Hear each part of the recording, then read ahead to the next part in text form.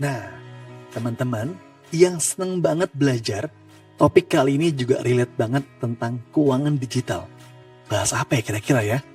Ragam layanan keuangan digital mewujudkan transaksi yang bijak dan bertanggung jawab. Penasaran? Let's go! Hai, selamat pagi. Eh, Kembali lagi bersama kita di kegiatan live streaming edukasi literasi Pindar 25 jam nonstop. Kali ini kita ada di sesi panel mengenai ragam layanan keuangan digital menunjukkan transaksi yang bijak dan bertanggung jawab. Nah, di panel kali ini kita udah kehadiran dua orang narasumber nih. Yang pertama, tentunya narasumber ini cukup relevan ya sama tema kita hari ini. Yang pertama ada Bapak Agung Pribumi, beliau adalah Wakil Ketua Umum dari Asosiasi Perusahaan Pengiriman Uang Indonesia, dan juga Bu Yasmin Melia Sembiring dari Asosiasi Fintech Layanan Bersama Indonesia. Selamat pagi Pak Agung, Bu Yasmin. Thank you Selamat so much pagi. sudah join nih. Ya, Selamat selamat pagi, pagi semuanya. Pak Agung, Mas Genta, sahabat Pindar. Sahabat Pindar semua, baik. Oke, sahabat Pindar, sebenarnya yang akan kita bahas kali ini terkait literasi edukasi ini nggak cuma bermanfaat untuk masyarakat secara luas sebenarnya, justru akan sangat bermanfaat untuk para pelaku industri itu sendiri, perusahaan fintech, itu peer atau fintech yang lainnya. Karena di sini Agung juga APPUI itu ada layanan juga untuk remitensi gitu ya. Jadi memang akan edukasi kali ini yang bisa membuka wawasan kita terkait hal tersebut. Baik, mungkin yang pertama kita langsung tanya jadi ke Pak Agung. Sebagai praktisi di industri transfer dana, Pak, dan emitensi serta pengusaha PPUI, sebenarnya apa sih tantangan terbesar, Pak, terkait literasi keuangan yang dilakukan kepada masyarakat? Silakan, Ya, Pak Agung. ya. eh, Assalamualaikum warahmatullahi wabarakatuh. Selamat pagi, Pak Genta. Terima kasih atas pertanyaannya. Jadi, menurut kami, tantangan terbesar yang kami hadapi saat ini adalah rendahnya pemahaman masyarakat terhadap layanan transfer dana yang resmi. Banyak yang masih memilih jalur tidak resmi karena mereka beranggapan akan lebih murah atau lebih praktis, padahal di balik tersebut banyak risiko atau dan mulai dari penipuan, pencucian uang sampai penyalahgunaan data, ya. Dan tantangan ini juga menjadi terjadi di kalangan pelaku usaha dan platform digital. Banyak yang belum menyadari bahwa setiap pemindahan dana, apapun istilahnya, ya mungkin Pak Genta pernah mendengar istilah disbursement, settlement, penyaluran ke merchant, atau melalui agregator, secara aturan tetap dikategorikan sebagai transfer dana. Dan itu wajib mematuhi regulasi Bank Indonesia. Misalnya, penyaluran dana pinjaman ya harus dilakukan melalui PJP. PJP itu apa? Penyedia jasa pembayaran yang mempunyai izin kategori 3 atau izin kategori remitansi atau transfer dana. Dan yang berizin kategori 1. Tapi kategori 1 ini bukan serta-merta dia boleh. Dia tidak boleh juga kecuali dia sudah mendapatkan persetujuan untuk melakukan kegiatan remitansi atau transfer dana sesuai dengan ketentuan Bank Indonesia dan Undang-Undang Republik Indonesia transfer dana yang sebagai payung hukumnya adalah Undang-Undang Nomor 3 Tahun 2011 ya. Jadi sahabat Pindar, betul ya. Jangan terjebak dengan istilah atau jargon. Walaupun namanya berbeda-beda, fungsi dasarnya mesti dilihat. Apakah tetap sama dan harus patuh pada regulasi. Ini bukan hanya soal kepatuhan administratif, tapi juga tentang pelindungan konsumen, transparansi, dan menjaga integritas sistem keuangan nasional. dan memastikan kedaulatan finansial kita.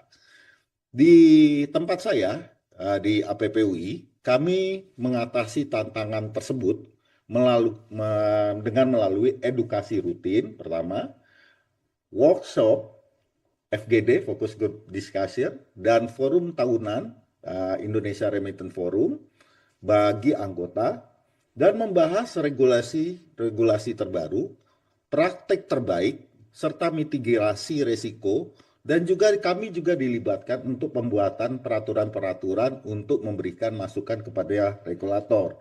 Ya, yang mungkin yang terbaru peraturan APUPPT 2024 baru disahkan di Desember tahun lalu. Bahkan kami memiliki lembaga pelatihan kerja yang berfokus pada jasa pengiriman uang transfer dana non-bank, pelatihan anti-money laundering dan compliance, untuk memberikan pelatihan kompetensi yang bersertifikat. Dimulai dari ada 3 level ya. Pertama adalah pelaksana, staff. Kedua adalah penyelia, itu buat manajer dan supervisor. Yang ketiga adalah pejabat eksekutif dan direksi.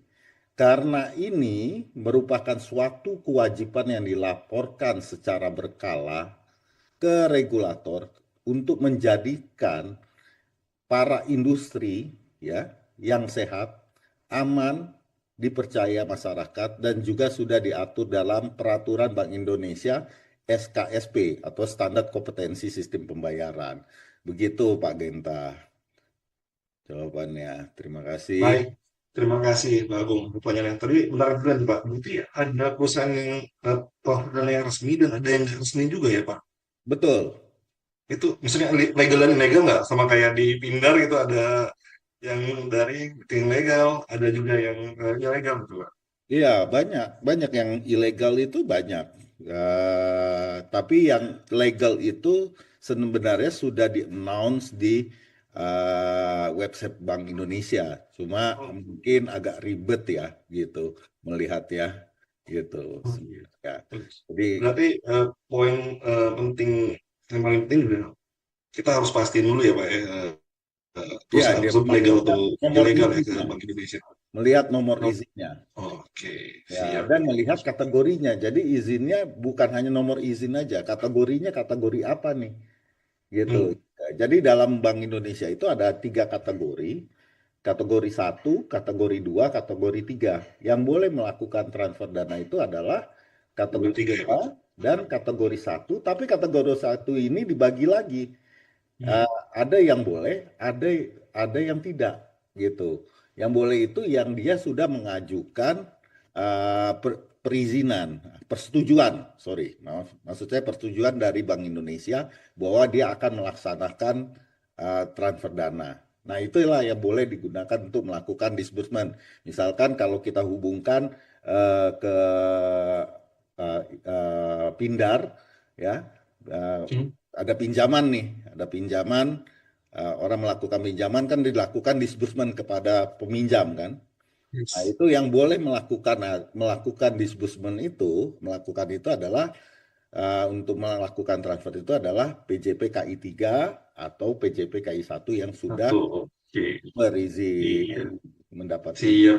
Clear Pak Agung, jelas banget tadi jawabannya. Nah, kita beralih ke Bu Yasmin nih dari AFPI. Bu Yasmin, kalau di industri pindad sendiri mengalami atau menghadapi tantangan serupa nggak terkait literasi keuangan nih Bu? Ya, makasih banyak Mas Genta. Izin Pak Agung, kebetulan Pak Ya, Agung Pribumi ini guru saya belajar banyak dari beliau, ya dari zaman di perbankan sampai ke payment, beliau udah kemana-mana nih. Eh, Rasanya mungkin sesi saya nggak perlu kali, sesi Pak Agung aja ini udah lengkap. nggak boleh begitu dong. Udah lengkap A sampai Z ya tentang tantangan menghadapi apa namanya layanan jasa keuangan yang ilegal. Walaupun jadi tadi menurut saya Pak Agung menarik tuh. Dia memotretnya yang ilegal atau tidak pas. Jadi belum tentu juga atau begini, belum tentu juga dia berizin tapi sebetulnya bisa melakukan kegiatan tersebut gitu ya. Betul Nah, sekali. Di kita juga banyak sekali sahabat Pindar itu mirip-mirip ternyata. Kita beda industri, lintas industri, tapi tantangannya mirip-mirip. Makanya saya rasa memang appreciate ya acara seperti ini, acara literasi ini biar masyarakat juga paham. Karena produknya itu tidak akan tersedia kalau tidak ada demand-nya. Begitu ya Pak Agung ya. Jadi jangan, Betul. jangan sampai jangan sampai ini sudah banyak lembaga yang mencoba mengantisipasi. Jadi ada lembaga mungkin kalau di kami ada OJK, Pak Agung, tempat Pak Agung mungkin Bank Indonesia ya, udah banyak aturan yang dibuat dan lain sebagainya. Tapi kalau demand-nya selalu ada, masyarakat tidak punya literasi keuangan yang cerdas, akhirnya pasti akan ada produk-produk KW-nya. Saya bilang bahasa sederhananya produk KW, Pak Agung. Nah, kami di industri pindar juga sangat sering terjadi sampai sebegitu masifnya sampai akhirnya tahun lalu industri ini yang biasa sering didisasosiasikan dengan pinjol, pinjaman online karena memang bahasa lugasnya begitu ya, pinjaman Ya. dapat dilakukan secara online, pinjol gitu. Padahal pinjol itu banyak sekali jenisnya, ya ada yang dari lembaga jasa keuangannya juga bermacam-macam, tapi ternyata ada research independen ya yang dilakukan oleh CORE, lembaga research independen itu menyebutkan bahwa 97% pinjol yang ada di market itu adalah ilegal. Nah, kalau begitu masifnya, rasa-rasanya akhirnya tahun lalu kami bersama-sama dengan segenap komponen masyarakat, termasuk diantaranya apa namanya perguruan tinggi, eh, apa namanya eh, eh, pakar-pakar branding, pakar-pakar marketing, bekerja sama juga dengan Marketplace, mencari upaya bagaimana supaya masyarakat agar lebih paham produk keuangan, pembeda antara pindar dan pinjol. Jadi tahun lalu kami menerima masukan dari sekitar 4.000 partisipan, di mana ada jurinya juga waktu itu kita jurikan bahasa apa nih nama panggilannya, karena nama resminya layanan keuangan itu panjang sekali, lembaga LPBBTI. Eh, Layanan keuangan apa LPBBTI singkatannya Mas Genta kok saya lupa. Sampai lupa tuh saking panjang. Makin panjang Saking ya itu ya. Layanan panjangnya. pendanaan bersama berbasis teknologi. Nah, layanan pendanaan bersama berbasis teknologi informasi ya, Mas Genta ya. Boleh juga nih nanti kita kita coba kita Tuh. sampaikan nih kan di YouTube-nya ya. Kalau ada teman-teman yang bisa menjawab ini kita kasih tas cantik dari eh, dari AFPI ya. Saking panjangnya tuh LPBBTI sampai akhirnya masyarakat tuh bingung gitu. Ini apa sih? Jadinya pinjol. Makanya tahun lalu 4.000 nama masuk itu akhirnya kita bicarakan dengan pakar branding keluarlah namanya Pindar gitu ya. Itu pun banyak yang keliru begitu kita keluarkan nama Pindar, bahasa di medianya adalah pinjol berubah nama jadi Pindar. Padahal sebenarnya secara esensi sangat-sangat berbeda. Seperti Pak Agung bilang tadi, di tempat mereka tuh ada apa 1 dan 3 ya, izin 1 dan 3 Ya. dengan layanan yang berbeda. Kami juga sangat berbeda antara Pindar dan pinjol. Apa perbedaan mendasarnya? Perbedaan mendasar, Pindar ini seperti marketplace, sahabat-sahabat Pindar, di mana kalau sahabat Pindar adalah di sisi borrower, sahabat Pindar itu tidak menerima pinjaman dari platform. Sahabat Pindar itu menerima pinjamannya dari siapa? Ya dari lender. Platformnya hanya menjodohkan saja gitu. Kalau pinjol gimana? Wallahu alam. Karena kenapa? Sahabat Pindar menerima dari pinjol, ya uangnya dari mana? Apakah dari pinjol itu sendiri atau apa? Antah berantah, nggak jelas ya. Kemungkinan besar sih dari duit pinjolnya sendiri. Kalau kami itu dari duit lender, di mana ada agreement yang jelas antara borrower dan lender. Itu aja udah satu fundamental yang sangat berbeda. Sahabat Pindar udah jelas tuh siapa yang memberikan uang. Kalau dipinjol, apakah uangnya dari uang-uang ilegal, uang-uang cuci uang yang mana kita nggak tahu. Namanya juga jasa ilegal gitu ya Pak Agung. Kalau udah bicara cuci uang, jagoannya nih Pak Agung. Makanya saya sengaja nyerempet-nyerempet karena jagoan jagoannya ada di sini. Begitu juga di Pindar itu semua eh, flow layanan jasa keuangannya menggunakan kolaborasi dengan ekosistem yang legal. Termasuk diantaranya saat kita mau disburse uang, mau apa, semuanya pakai layanan jasa keuangan yang legal. Dan kami menggandeng sahabat-sahabat juga ya, seperti dari apa namanya APPUI, ada juga dari asosiasi payment gateway, macam-macam. Jadi kita semua harus yang selain legal, izinnya juga harus sesuai. Tadi Pak Agus tekankan, jangan hanya legal aja, tapi izinnya bisa berbeda. Nah, ini juga kami juga izin siarkan juga di acara ini bahwa di digital financing itu juga ada macam-macam izin, sahabat-sahabat Pindar. Ada kita yang Pindar namanya, ada juga yang mirip-mirip tapi beda izin, Pak Agung.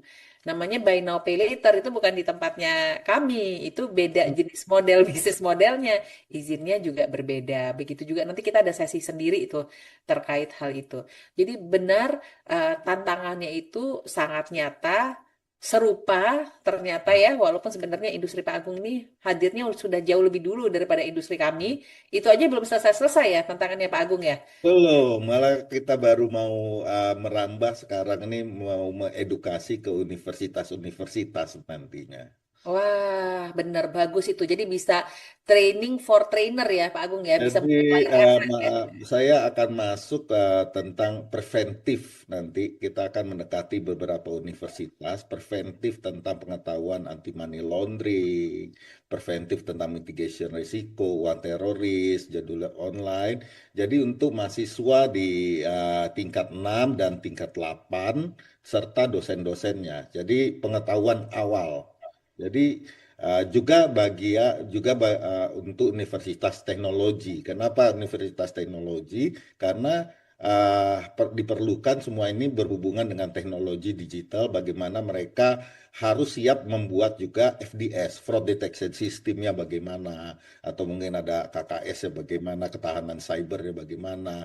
Jadi yang kita lihat begini Bu Yasmin, orang ini banyak pekerja yang kerja kayak seperti robot.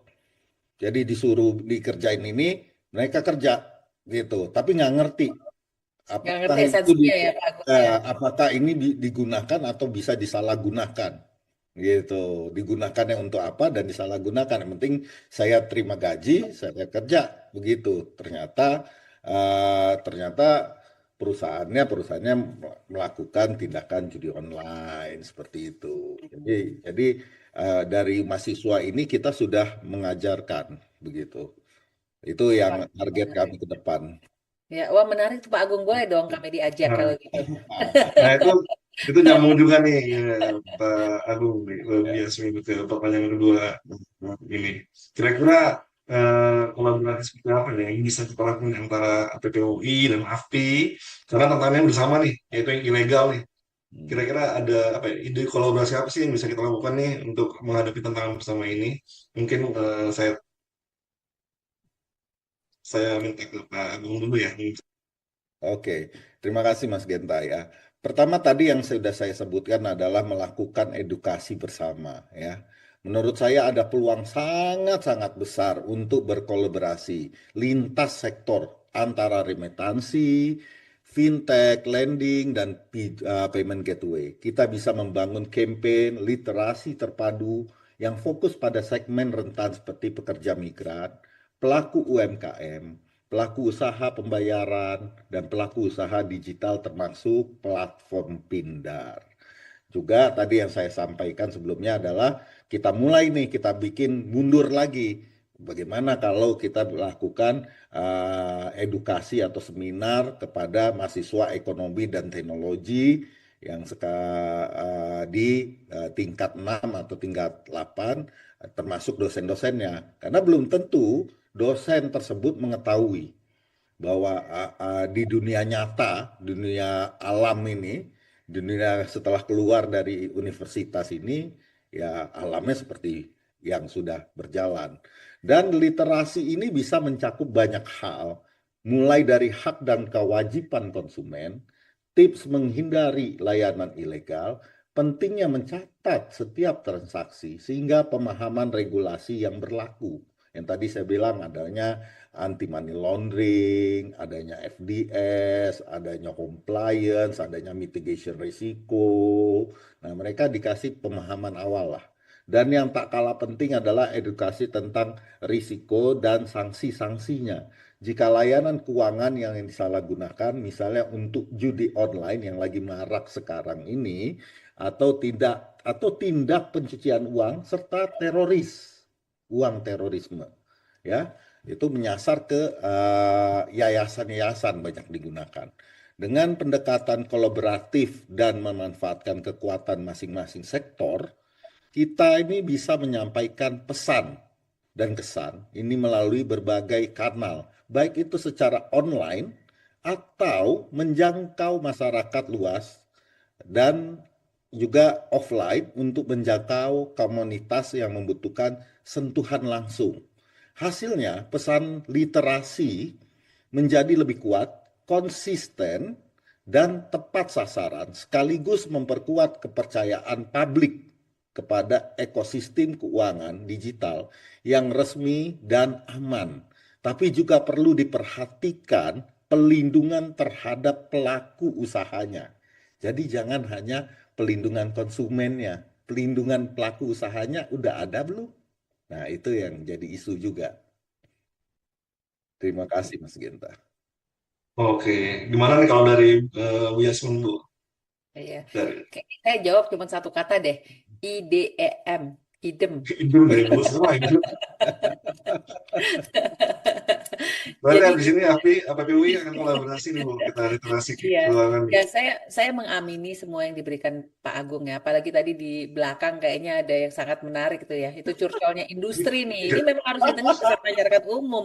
Pelindungan itu ada ya di POJK, di Bank Indonesia ada. Perlindungan konsumen, perlindungan pelaku usahanya belum kelihatan hilalnya. Ya tapi anyway, mengamini yang diberikan Pak Agung tadi, memang rasanya keywordnya itu ya harus konsisten, masif, dan tepat sasaran. Itu saya setuju sekali.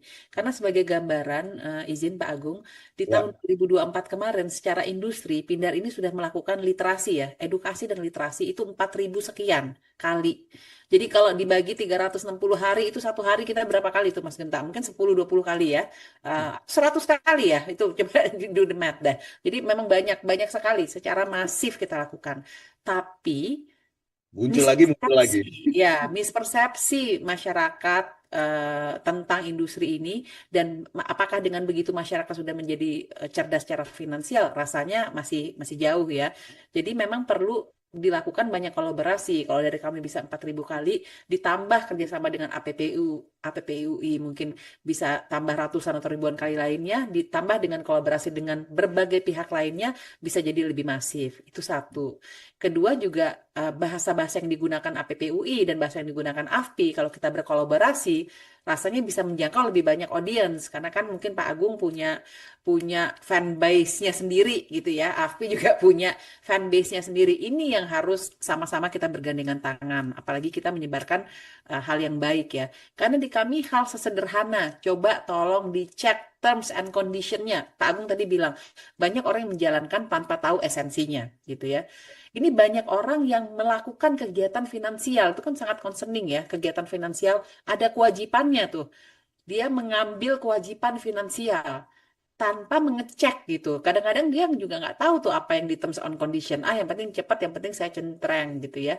Padahal itu apa namanya akan berdampak banyak pada yang bersangkutan. Kami di AFPI itu sangat sangat concern sekali Pak Agung. Ada dua masalah utama kami rasa kalau terkait dengan literasi finansial yang tidak baik yang mengakibatkan ujungnya adalah kegagalan finansial borrower ya. Yang pertama gali lubang tutup lubang, jadi dia terjerat hutang. Yang kedua mentality galbay, gagal bayar. Ini dua-duanya bersumber dari kekurangan literasi finansial. Kalau yang pertama tadi gali lubang tutup lubang tadi dia nggak baca terms and condition-nya, dia nggak lihat apakah dia ini kebutuhan atau keinginan. Sebelum meminjam aja dia ada mentality FOMO, sekarang fear of missing out. Yang penting belanja dulu, yang penting kelihatan keren dulu, gitu. Itu kan kita bicara tentang masalah literasi finansial. Yang pertama tadi. Setelah dia gali lubang tutup lubang, sekarang ada lagi yang even a bigger problem ya, di mana ada namanya itu galbay, gagal bayar. Orang yang penting saya pinjem, kalau saya nggak bisa bayar, itu keren karena saya bisa mengelabui, ibaratnya gitu, lembaga jasa keuangan. Nah, ini perlu sahabat-sahabat Pindar ingat bahwa Pindar ini lembaga jasa keuangan yang berizin OJK. Jadi kalau mentality Galba ini dia mentality itu Pak Agung, Robin Hood. Zaman kita dulu kan ada film namanya Robin Hood ya. Robin Hood. Mengambil dari yang nggak benar gitu ya, yang penguasa yang zalim kan gitu dibayangkan dulu waktu di Robin Hood, mengambil dari yang nggak Bukan benar ke dikasih ke jalan orang-orang. yang benar. Ah, ah. Itu dulu memang ada karena pinjol ini sangat masif. Sebenarnya di baliknya itu adalah karena pinjol ini sangat masif. Jadi ya udah kalau pinjol kita kerjain dengan galbay begitu ya. Dua-duanya kalau secara agama ya sahabat-sahabat minder lihat aja sendiri. Secara agama rasanya tidak ada satu agama pun yang membenarkan hal tersebut. Apalagi kalau kita bicara tentang industri pindar.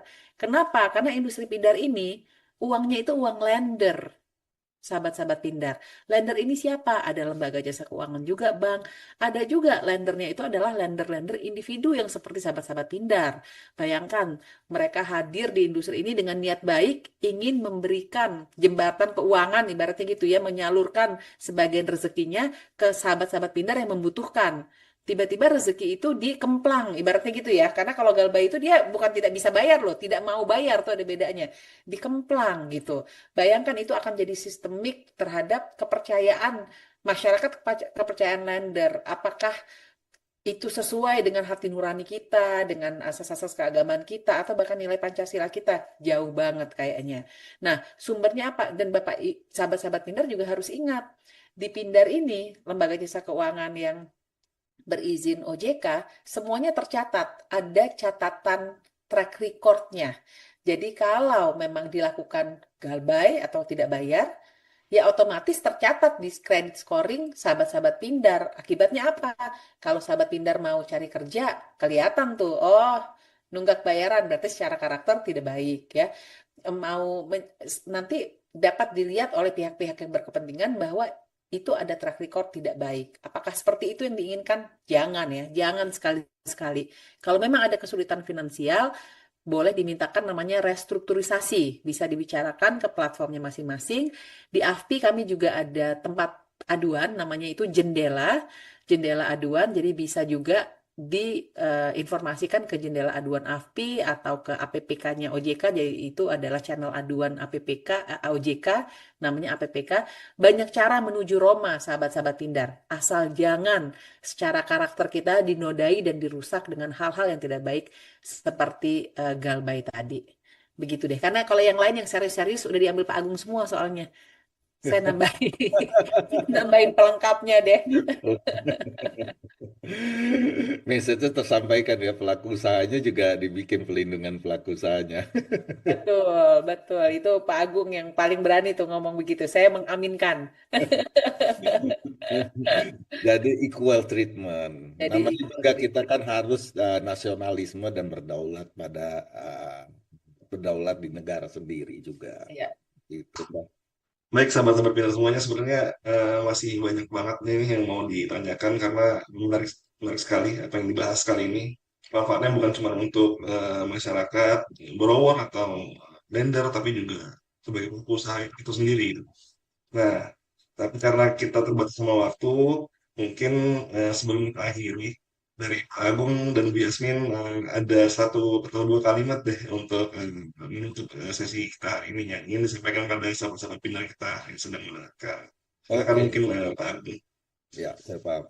Jadi begini Mas Genta, dari kami, dari APPU ini ada untuk tipsnya lah. Tips sederhananya, pertama, gunakanlah layanan resmi yang diawasi masing-masing regulator. Itu dulu. Terus cek biaya, nilai tukar sebelum transaksi, simpan bukti, dan selalu verifikasi informasi, serta legalitas penyedia layanannya. Itu tips sederhananya. Untuk secara digitalnya, kita bisa menggunakan sosial media atau kanal online untuk mengedukasi dengan bahasa sederhana atau bahasa-bahasa gaul sekarang lah, anak-anak gen-gen sekarang ya. Libatkan komunitas melalui focus group discussion atau interaksi secara langsung serta collaborate kita dengan asosiasi dan regulator. Nah, jadi percuma collaborate dengan association saja is not right, tapi libatkan regulatornya supaya kita masukkan regulatornya. Ini loh keadaan sebenarnya. Dan yang terpenting, lakukan edukasi secara konsisten agar dampaknya berkelanjutan. Sebagai asosiasi saya, AFPI dan APPUI dan asosiasi lainnya bisa bekerja sama melakukan campaign atau literasi terpadu lintas sektor. Kita dapat menggabungkan sumber daya, jaringan, dan kanal komunikasi untuk memperluas jangkauan serta menyampaikan pesan literasi secara terintegrasi kepada pelaku usahanya. Dan akhir kata, penutup, ini sangat bermakna. Dan yang perlu kita ingat, Mas Genta, kolaborasi lintas asosiasi bukan hanya sekedar berbagi peran, tetapi juga menyatukan visi demi dampak yang luas. Sinergi lahir pada saat perbedaan antar asosiasi tidak dipertentangkan, tapi disatukan untuk solusi bersama, menciptakan ekosistem yang lebih sehat, inovatif, dan berkelanjutan, serta berdaulat di negeri sendiri. Terima kasih, Mas Genta. Mungkin Bu Yasmin akan tambahkan. Terima kasih Pak Bung, luar biasa penutupnya. Nah, kayaknya Bu Yasmin ini nih, Iya, nggak iya. terpantang nih seperti apa nih penutupnya Bu. Ya, Silakan Bu terima Yasmin. kasih Mas Genta, dan terima kasih banyak Pak Agung nih. Saya juga jadi banyak dapat inspirasi dari Pak Agung. Mungkin dari saya yang sederhana-sederhana aja ya. Jadi hari ini kita belajar mungkin ya sama-sama sharing ya sahabat-sahabat Pindar tentang literasi. Tapi di kesimpulannya literasi itu bukan hanya soal mengerti tapi juga soal melakukannya, soal sikap gitu ya. Bagaimana kita membuat keputusan finansial yang bijak, bertanggung jawab, dan bermanfaat untuk diri kita sendiri maupun orang lain. Mungkin pesan kami sederhana aja, kalau memang ada keperluan keuangan, udah mengerti perbedaan antara kebutuhan dan keinginan, pinjam boleh, tapi harus dengan bijak. Dengan finansial yang sehat, hidup kita bisa jadi lebih kuat. Jadi kita mengajak sahabat-sahabat Pindar ini untuk nggak berhenti di sini, kita praktekkan apa yang sudah kita dengar di sesi-sesi kita, podcast kita hari ini, bagikan kembali kepada keluarga, sahabat, lingkungan sekitar. Literasi keuangan itu rasanya hanya akan berdampak besar kalau kita sama-sama menghidupkannya. Mungkin itu aja dari saya, Mas Genta. Oke, terima kasih Bu Yasmin. Baik, sahabat-sahabat Pindar semuanya. Dengan begitu berakhir pula sesi kita pada kali ini. Mungkin kalau boleh saya tekan beberapa poin yang bisa kita ambil, jadi banyak banget sebenarnya hal-hal yang baik sekali dan penting banget. Dan yang pertama adalah kita harus rajin-rajin terkait legalitas resmi atau tidak resminya penyelenggara atau layanan pengiriman uang yang digunakan resmi atau enggak, baik itu di BI ataupun di OJK. Yang pasti yang ilegal pasti akan bekerjasama dengan yang ilegal juga. Jadi mari kita hindari semua layanan keuangan yang ilegal. Yang kedua, mungkin tekankan juga dari yang apa Bu Yasmin mention tadi, kita harus bijak dalam meminjam agar keuangan kita juga teratur dengan baik dan aman dari jeratan yang ilegal. Seperti itu, terima kasih sekali lagi ya Pak Agung Pribumi, Bu Yasmin atas ilmu-ilmu yang sudah dibagikan pada pagi hari ini. Semoga sesi kita kali ini juga sangat bermanfaat untuk semua pendengar dan juga jadi awal kolaborasi antara APPUI dan AFPI terkait literasi dan edukasi keuangan finansial. Demikian dari saya. Untuk itu saya akhiri sesi kali ini. Assalamualaikum warahmatullahi wabarakatuh. Waalaikumsalam warahmatullahi wabarakatuh. Waalaikumsalam warahmatullahi wabarakatuh. Makasih Mas Genta, Pak Agung.